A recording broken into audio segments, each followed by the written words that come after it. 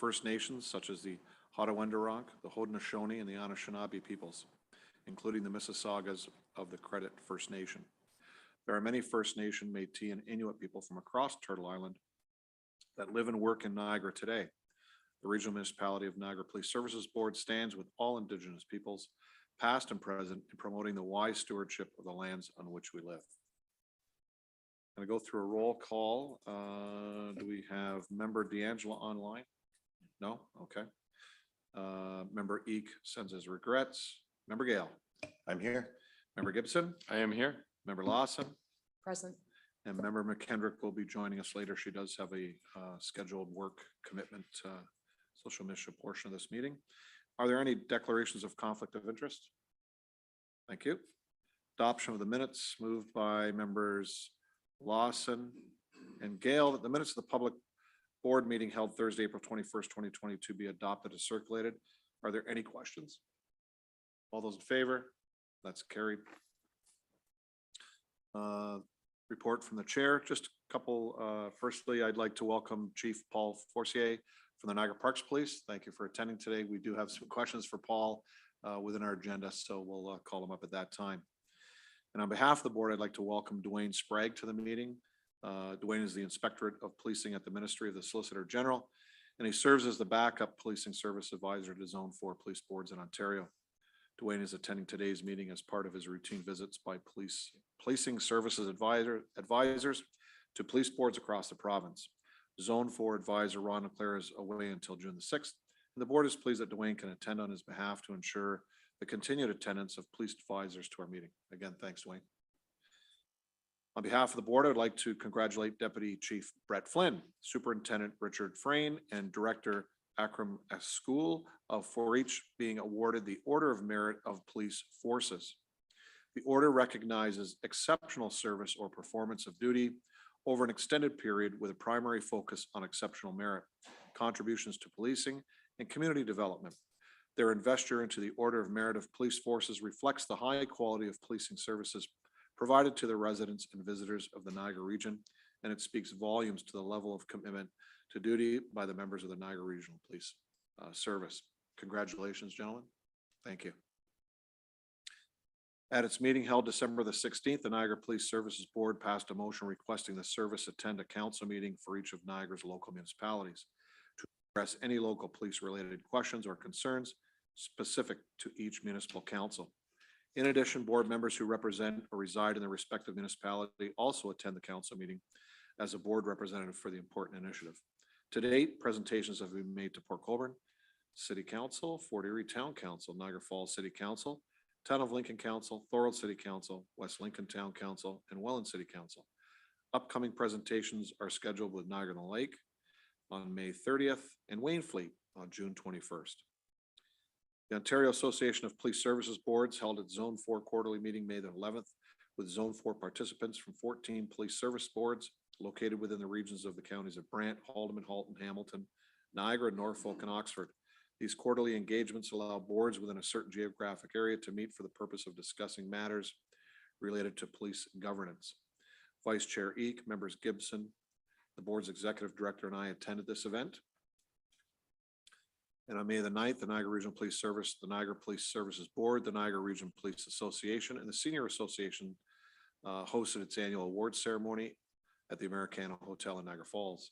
This event recognized outstanding service members who have demonstrated excellence or made invaluable contributions to the Niagara community, along with service retirees and longstanding employees for their commitment to this service. All board members and the board staff attended this event. The Canadian Association of Police Governance hosts monthly webinars as part of its educational strategy to keep police boards and police executives across Canada apprised of issues currently impacting the policing community. On May 17th, the board attended a webinar session entitled Survivor-Led Human Trafficking Detection Training for Law Enforcement. There are two upcoming webinars scheduled. One is being held later today at noon to discuss data-driven decision-making strategies, and the other is being held on June the 14th at noon, entitled Leaning on the Community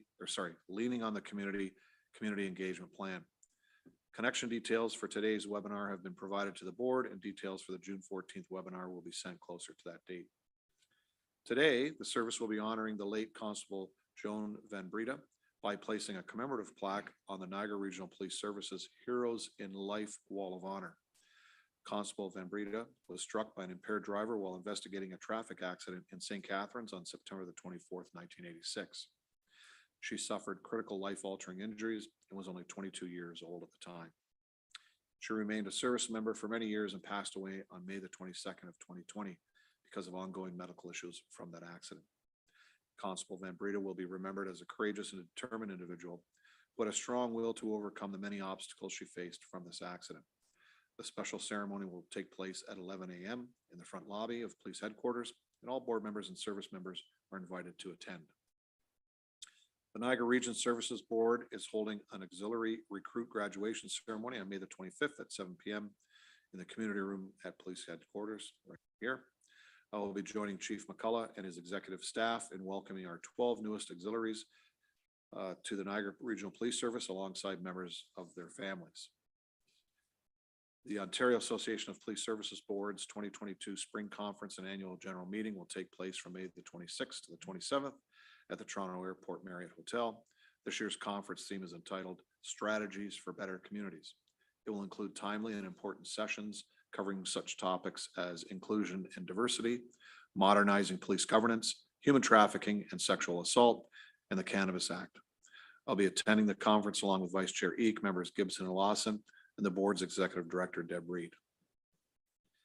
The service is holding a recruit graduation ceremony on May the 26th at 7 p.m. here in the community room at police headquarters. Vice Chair Eek will be joining Chief McCullough and executive staff in welcoming Niagara's 8 newest police constables to the Niagara Regional Police Service, alongside members of their families. There are no committee meetings scheduled for next month. The next board meeting will be held Thursday, June the 23rd at 9 a.m. in the community room at Niagara Regional Police Headquarters. That ends my report. Any questions? Thank you. Reports from the Chief McCullough. Good morning and thank you, Chair. This week marks Police Week 2022 with police services across Ontario celebrating the work of our members, both sworn and civilian, along with the community partnerships that help ensure a safer Niagara. This year's theme is Your Police Services, helping build stronger communities.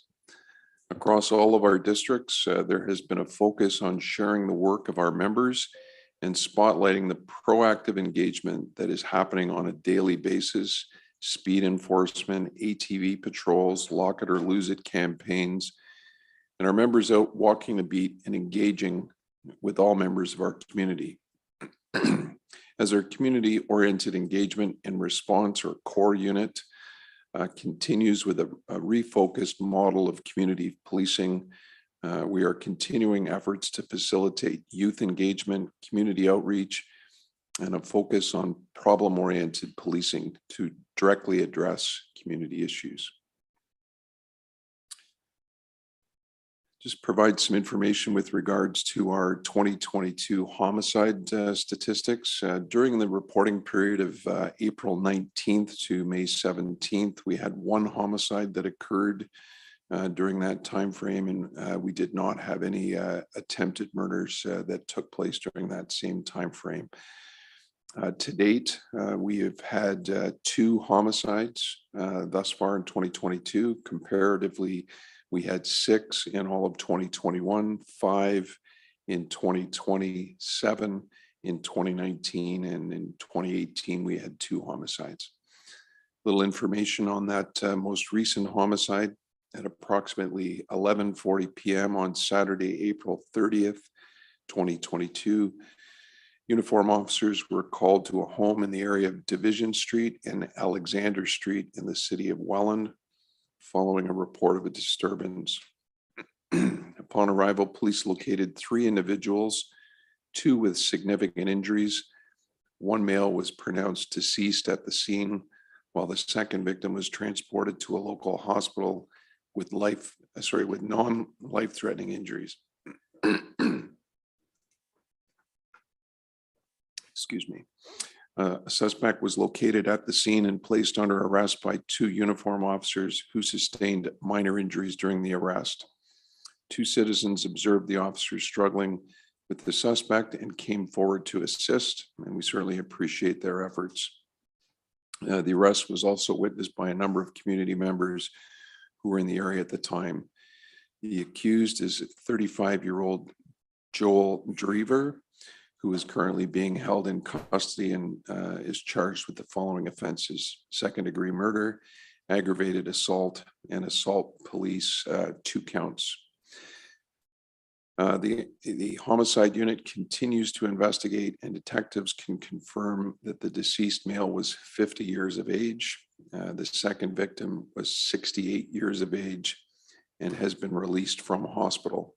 Investigation has revealed both victims and the accused were known to each other. Further identifying information and the cause of death is not being released at this time. Just some information for the board with regards to traffic fatalities and serious motor vehicle collisions. There was one fatal motor vehicle collision and one life-threatening injury that occurred in the month of April. To date, we have had 6 fatal collisions in 2022. Comparatively, we had 21 fatalities in all of 2021, 16 in 2020, 13 in each years of 2018 and 2019, and 16 in 2017. Some information regarding that fatal collision on Thursday, April the 14th, 2022. At approximately 9:55 p.m., officers along with Niagara EMS and the Niagara and the Lake Fire Service responded to reports of a single vehicle collision on Queenston Road near Concession 5 in the town of Niagara and the Lake. Investigation revealed a pickup truck was traveling west on Queenston Road before entering the ditch and striking a concrete culvert. The driver, a lone 42-year-old male from the town of Niagara and the Lake, was pronounced deceased at the scene. The identity of the driver is not being released. Our detectives from the Collision Reconstruction Unit continue to investigate the circumstances surrounding that collision.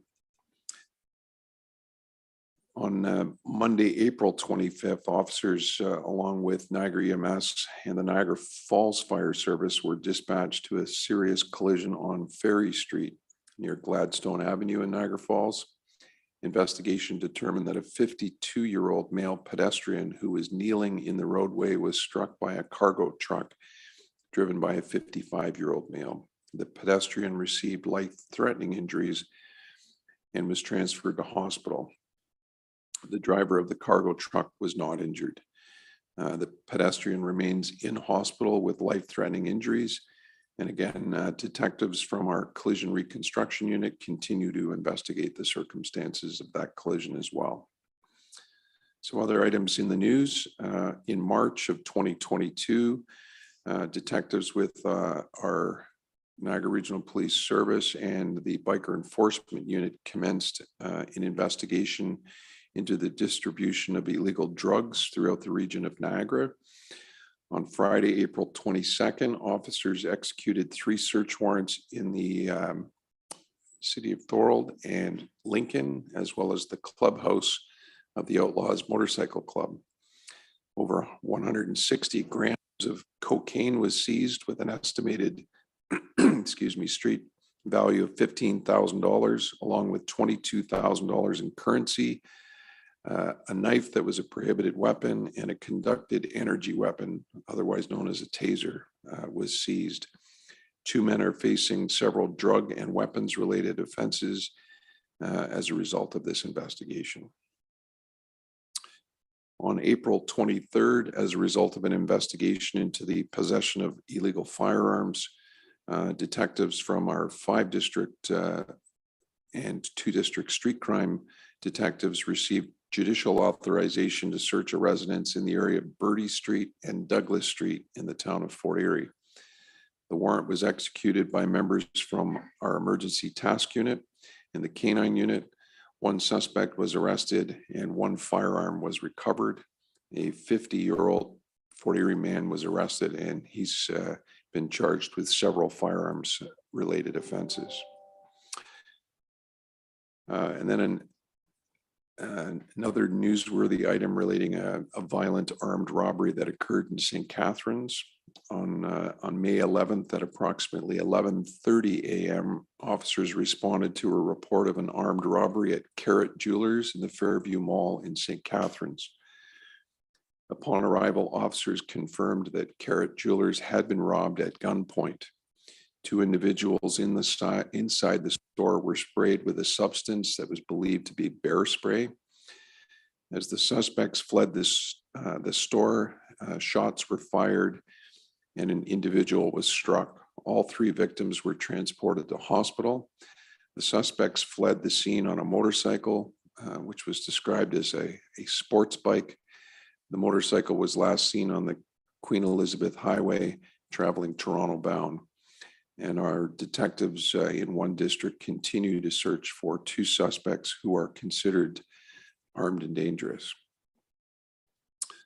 On Thursday, May the 12th, detectives from the 2 District Street Crime Unit conducted an investigation into the possession of stolen property. A male suspect was identified and arrested in Niagara Falls, and following his arrest, detectives searched the male and discovered and seized 1 kilogram of fentanyl with an estimated street value of over $100,000, 2.5 grams of crystal methamphetamine, and currency in the amount of approximately $2,000 was also found on his person and seized. A 43-year-old Niagara Falls man has been charged with several drug-related offenses. And that's my report for this morning. Thank you, Mr. Chair. Great, thank you, Chief. Questions to the chief? Great, thank you. There are no presentations today.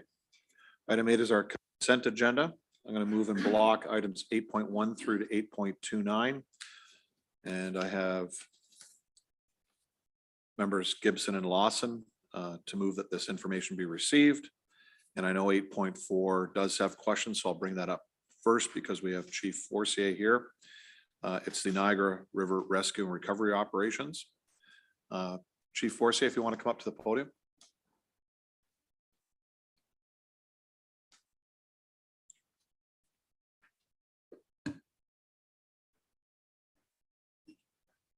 Appreciate it. Good morning. Good morning. And I know members Gale and Gibson do have questions, so I'm going to go to member Gale first. Thank you, Chair. Good morning, Paul, or Good Chief morning. Forcier. Good morning. Sorry. Good morning. To prelude this report, what brought this up and my questions to the chief, and thank you for this report, Chief. Back in 2008, when I was on Niagara Parks Commission, you want to hear this, the events came up regarding the lease with the Maid of the Mist. And everybody's aware of that situation. There were 3 things that came up that caused me to go into it deeper on it. The one was the money for the lease that was trying to be put through for the Maid of the Mist. At the time, we didn't think it was enough money, and it wasn't just me, it was other board members. The other one was a clause in there about the bodies in the water that the Maid of the Mist at the time was to bring out of the water. I'm trying to word this nicely, but that we thought that was horrendous at the time, that was part of the clause. And the other one was the rush of the contract. Those 3 things caused me to go deeper on it, and everybody knows the whole story behind that. The money, eventually it caused the board to be tossed out, the lease to be tendered, and millions were saved for the citizens. But the part about the bodies in the water, we brought that up at the time because they were just going to add this contract as an addendum. They were just going to put an addendum on it saying, we'll extend it for 5, 10 years, whatever. We didn't know there were other bidders, but we said, you got to change the contract because we got to have better wording. We got to see if it's legal that we demand a boat service to fish, the wording that we used, fish bodies out of the water. And we thought this was horrible the way it was. So then I thought that when it went to tender in 2012, I was off the board at the time, and that this would have been cleaned up. And maybe it was, to be fair, but still, City Cruises, I think it's called now, it used to be Hornblowers. Niagara City Cruises. Yeah. Thank you. And so it's still in there. I see from this and from talking to boat captains down there and people that run Hornblower or Niagara City Cruises now. It's still in there, and I questioned the professionalism of it. Now, we have great crews, Niagara Parks, Niagara Regional Police, Fire, and that are trained in things like this. I'm sure. But, and I understand, and in our report, and Paul, you said to me that the one clause here is the master of a vessel in Canadian waters, and every qualified person who is a master of a vessel in any waters shall render assistance to every person who is found at sea and in danger of being lost. I agree. I don't think anybody in this room would disagree with that. And also the chief said to me, and as you, Chief Forcier, said to me, we have to presume that any bodies are alive. Anybody that goes over is alive. We can't just take it for granted it's deceased. And I agree with that. But my questions with regards to the report are, and I've got 4 questions here, if you don't mind, and Chief, either chief wants to chime in, and I shared these with the chiefs in advance, so they know I'm asking. How many times would Hornblower or Niagara City Cruises, as they're called now, be asked to search for bodies by themselves without police on the boat? Mhm. Well, first of all, good morning again, and thank you, Chair Steele, members, for welcoming me the opportunity to come in and answer questions. Chief McCullough and staff at the Niagara Regional Police. I actually refer to these second rows as the genius bar. I'm rather envious of some of the resources you have. It's just Inspector Is Gallagher that a slam against our chief? Actually, I'm actually envious. I'm very jealous, actually. So to get to your question, in the last 10 years since formerly Hornblower, now Niagara City Cruises, took over the contract, there have been 17 incidents during that time where they were directly involved.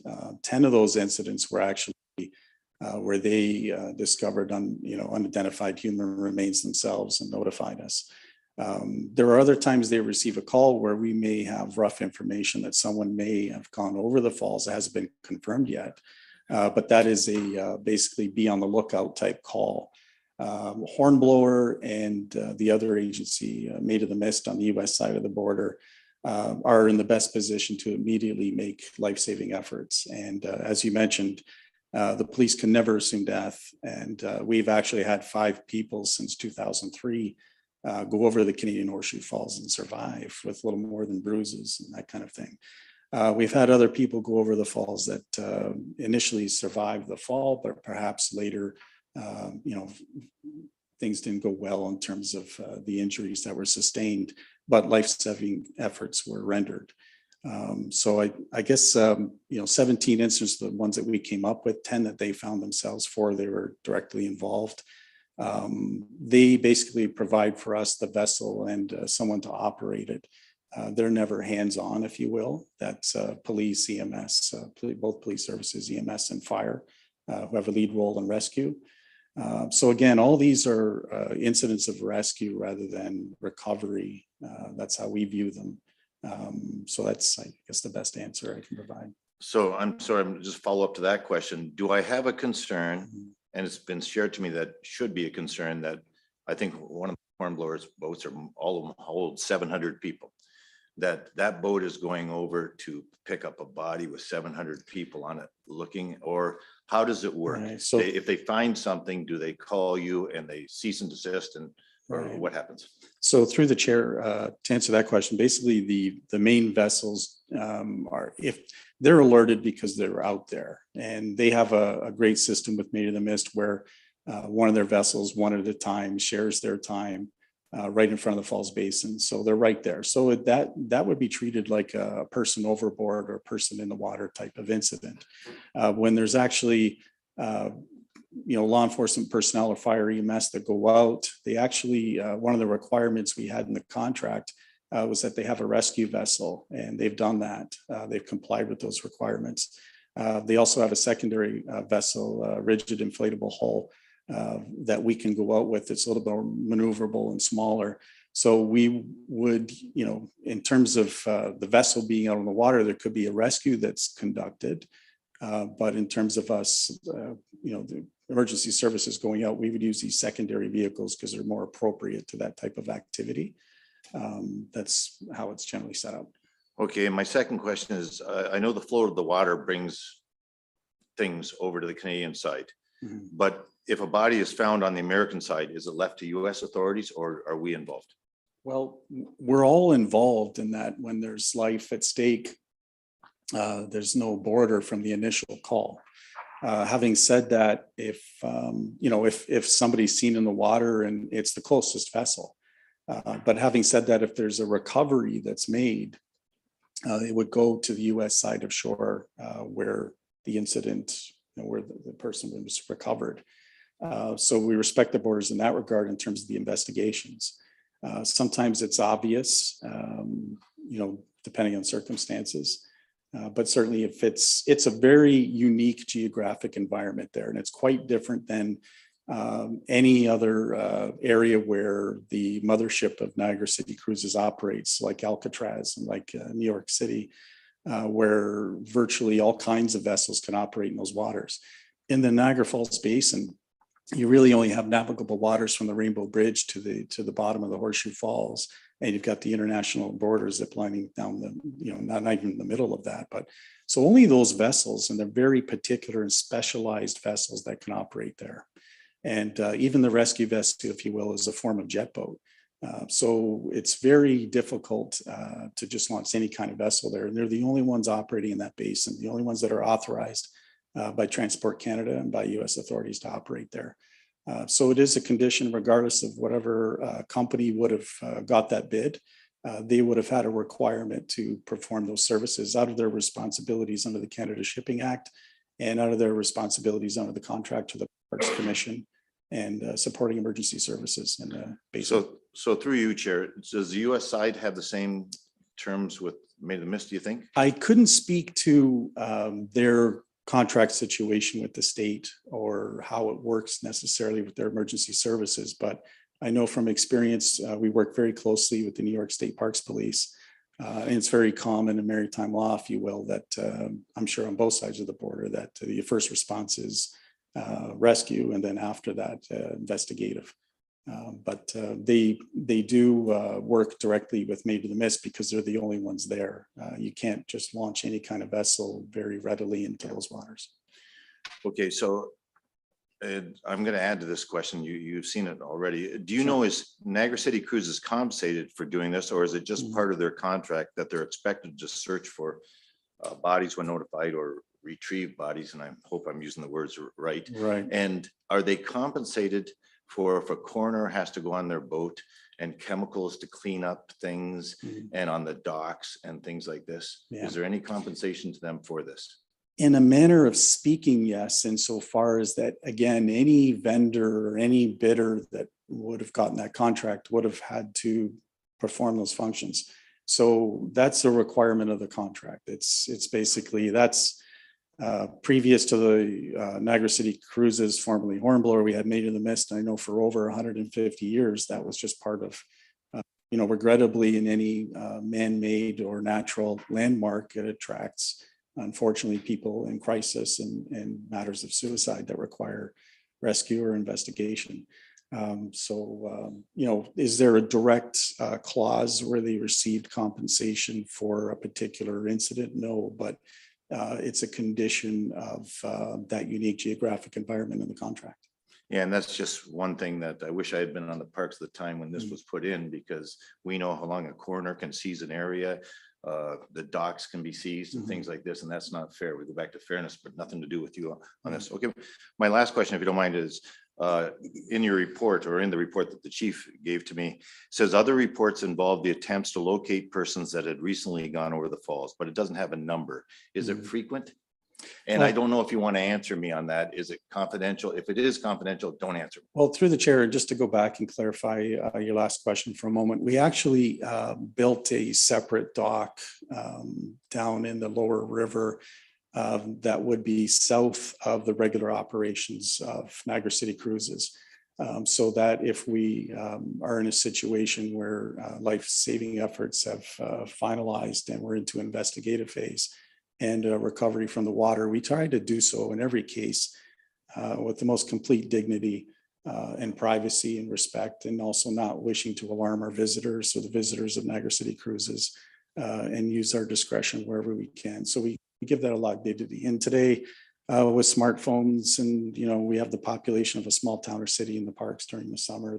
And of course you have our friends on the US side of the border. There are times where somebody may be able to take a picture and what have you, but it's worked out well and people have been respectful. So to go to your last question, is it frequent? Again, looking at those 17 incidents, and we do put out those calls if we have rough information that somebody may have gone over. So it could be one a month where we just call and say, hey, we may have something, we haven't confirmed it yet. But I think the best way to look at it is the statistics that we find where we actually have incidents that resulted of an investigation. So we're very quick to alert both tour companies on both sides of the border, because again, they're in the first best position to make an immediate response. And in that time, of course, all emergency services are attending from Niagara Parks Police, Niagara Regional Police, EMS, and Fire. Okay, and I know Member Gibson has questions, but I want to thank you because some of this might have been questions that I shouldn't be asking because it's Niagara Parks. I don't know if you follow under us in that, but thank you for getting along with us so well. I know you were made chief while I've been here, and our chief is, and I thank you for the relationship, Paul. Thanks. Thank you so much. Great, thank you. Member Gibson? Thank you, Chair, and through you. So Member Gale spoke to some of the questions that I have, but I'll just try to flesh this out a little bit more in regards to the recovery of a body or a living person. If it is a body, are there steps taken to reduce the impact to the tourists on the 700 people on the one of the ships, so that the recovery is done as much as possible out of sight? Because as alluded to in our report, sometimes if it is a body, it may only be there for a minute or two and then it's gone again. So are there protocols in place to try to minimize the Through impact? the chair, yes, there is. Actually, we have some very extensive and comprehensive directives within our own service. There's also mentions in the MOU that exists between the Police Services Board and the Niagara Parks Commission, of course, the two agencies. There's quite a bit of work. I mentioned the dock that was put in. We try to use vehicles if we can, or blankets or barriers, that kind of thing, to try and do things. I mean, the reality is such, again, going back to natural and man-made landmarks where we have this kind of thing. And again, I'm looking at San Francisco, or the Bay Bridge and, the Golden Gate. These things happen in a public space, so it's almost impossible to completely shield from view the public some of these activities. But having said that, we obviously always do our best to do that. We do have Victim Services Niagara that can provide support to staff from other agencies who are visitors. But I guess one of the benefits of that beautiful destination is everyone's usually looking at something else, and it's the falls and the rainbows and the butterflies and the beautiful parkland. So we get very few issues in that regard, very few. And of course, we look after our own staff, and there's procedures for that, and regional police, EMS, and fire, where there's support and reintegration and all kinds of things available, crisis intervention and so forth. Yeah. Okay. Thank you, Chief. I was just curious because, lots of people from all over the world come to Niagara Falls, and that's one of those memories that perhaps they don't want to have on their anniversary or wedding trip. So it's good to have those protocols in place to try to minimize that impact on Absolutely. our tourists. Thank you. Thank you very much, Chief. Thank you. Thank you, members. Any further questions? Seeing none? Okay. Thank Any you. other Thanks items so to be much. brought up?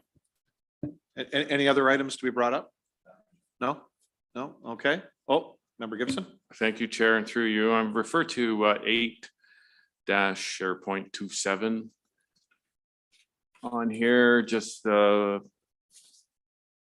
I'm go to report number 5.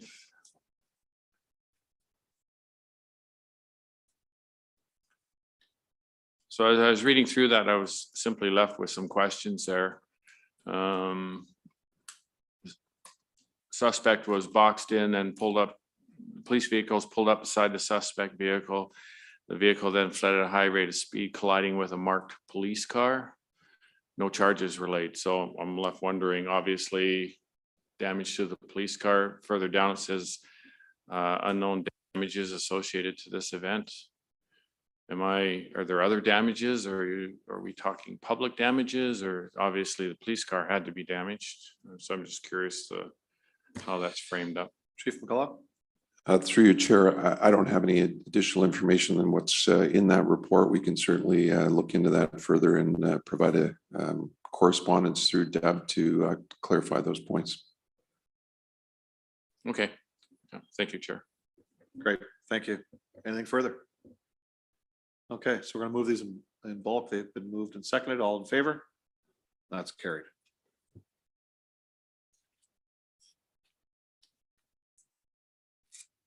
Item 9 is new business. Police Services Board revision to July meeting date, moved by member Gale and member Gibson, that the board amend its regular monthly meeting date from July 21st to July 19th, 2022. Questions on this? All in favor? That's carried. 9.2, Police Services Board bylaw revision, police for compliance with the Municipal Freedom of Information and Protection and Privacy Act. Moved by members Lawson and Gale. That the board adopt bylaw 395-2022 as appended to the report and authorize the board chair and executive director to execute the required documentation. Questions? All in favor? That's carried.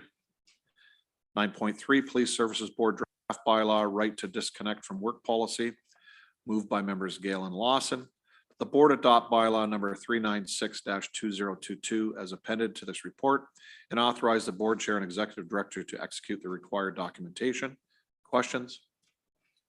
All in favor? That's carried. 9.4, Niagara Regional Police Services update to schedule of fees and charges. Moved by members Lawson and Gibson. That the board approve the following. 1, the revised fee of $0 for police criminal record checks, CRC, and police criminal record and judicial matters check, CRCJMC, for volunteers as set out by legislation. And 2, that the establishment of a $20 fee for police record checks for students completing an uncompensated placement for academic credit. Questions? All in favor? That's carried. 9.5, special fund request, motorcycle ride for dad. Moved by members Gibson and Gale. That the board approve a donation in the amount of $500 from the special fund as a contribution to the 2022 motorcycle ride for dad campaign. Questions? All in favor? That's carried. Any other new business? Member Gale. Sorry, Chair, and I made the chief aware of this, but let me pull it up. Thank you. So Chief, last night I sent you a text because I was talking to officers over the course of time, and what do they call them? The license plate readers? Is that what they call them on the cars? Is that? Through your chair, they're known as the automated license plate recognition technology. I'll try and remember that. Okay. Thank you. ALPR is the acronym. ALPR. Thank you. So in the future, it would be ALPR, but I was talking to some officers and this was introduced while I was here, the first one, and it was such a great asset to us. On the first one we had that we ended up with 3, and correct me if I'm wrong after the statement. And it also not only found people that hadn't renewed their val tag stickers and that, but it also found drivers under suspension, criminal people, all various things at an expedited pace. It was wonderful. And if any of the board members have not seen it, it's something to behold on these vehicles. I understand, Chief, and I'll go further with this. I'll give you my whole story here, and then if you don't mind responding to it. I understand there's more in the system that we're ordering. I wanted to know the delay because this is a win-win-win situation where it finds criminals, finds offenses, and that it takes a lot less time for police officers to be more efficient, not to say they're not efficient now. And it also compensates the province for money as well as the Niagara region, I believe. I don't know what the split is on this.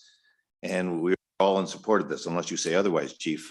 We're in support of this, but I understand there's 6 units that are on order, and that I'm just wondering, where does the delay come in this, if my information is correct? And is there anything we can do to solve the delay? The next one is the communication of this. And I was with about 10 people last night, and I was told by this police officer, you know, you still have to renew your val tag. I said, no, that's been eliminated. And they said, yes, you do. You have to renew it. There's no cost, but that's a way of us checking insurance, that you're not wanted, whatever you do on that scenario. And I don't think the communication is out there for all the people. Now, this is, the province should be doing this. I get it. But I think I would like your opinions on us putting out some type of communique, because if 5 out of 10 people who are honest law abiding people don't know to renew their bell tag, then my birthday in September, I wasn't planning on renewing my bell tag, that unless they sent me a notice for it. So I'd like your comments on this, please, Chief. Chief? Through you, Chair. I believe it was in March, the Ontario government announced that they were going to be giving refunds back for the license plate renewal stickers. Concerns at that time were raised with regards to being able to determine whether or not somebody was had insurance on their vehicle, had that they were licensed drivers. All of those types of concerns were raised. One of the strategies that was developed by the Ontario government was to create a grant for automated license plate recognition technology. On April 27th, we received notification from the ministry with regards to an automated license plate technology grant. We also learned that as a result, based on the allocation from the province, that the Niagara Regional Police Service was eligible for up to $2,756.14. That was our allocation, or a portion. So we're in the process now of putting together an application through to the ministry, which are not due until June the 3rd of 2022, to acquire additional ALPRs. So as part of the information that was shared by the province, there has been a procurement that was obtained by the Ontario Provincial Police. So there is pricing that is available to other police services who can piggyback, if you will, on that pricing that was acquired. So again, we're in the process of putting together that application and determining exactly how many units we will be acquiring. So not sure that all of the information that you received is completely accurate, but that's the answer with regards to the ALPR technology grant. If I may ask on that time frame, if you ordered them, is it backlogged because every business and ordering with COVID is backlogged, or do you expect to get them soon? I don't have any information on that that's as far as backlog or anything in that regard. But So nothing us as a board should do. I have no information to suggest that there's anything the board needs to do. Okay. On the second piece, with regards to the renewal of validation stickers, yes, the answer is you still are, as a driver or as an owner of a motor vehicle, still required to renew your license plate. Even though there's no cost for it, you're still required to do that. I'm not sure that was rolled out as effectively as it could have been. We can certainly utilize our social media platforms to assist in getting that message out to the residents of Niagara regarding that requirement that is still in place. And thank you for that. And I'd appreciate that, because I wouldn't have done it. But regards to that, I just want to compliment the officers out there. I know going through St. David's by the old fudge stand, if you know what I mean, by Queenston and York Road, and they showed me the units again, and I'm going back months ago, but they're proud of it, and they do a good job with it. I don't know how many officers you have trained for this, and I don't know how long it takes to train them, but that's a simple way to get the bad guys for lack of better words, and to cut down the traffic problems that we have. So I really appreciate it. And I appreciate the officers being so good to talk to me about it. And it wasn't undermining you at all. Like, they're very supportive of your leadership on this. Thank you. Great, thank you. Thank Member you. Lawson? Yeah, through you, Chair, to the chief. Just a quick question about the LPR. It may have been in the report, but I may have overlooked it. Is the grant for the equipment only, or is that for the installation and ongoing maintenance? Chief? There was no report, just let you know. I just brought this up in new business out of the blue. So through you, I believe it's just for it's one-time funding, and it's for the purchase up to $30,000 per unit. They are quite expensive. Ongoing maintenance would then fall to the Niagara Regional Police Service budget to take care of that. Thank you. Great, thank you, Member Lawson. Any further new business? Seeing none.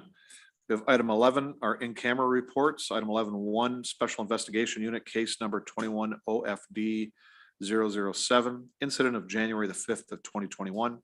I've moved by members Lawson and D'Angela that in accordance with the board direction, the above noted in-camera report be received for public information. Questions on this? All in favor?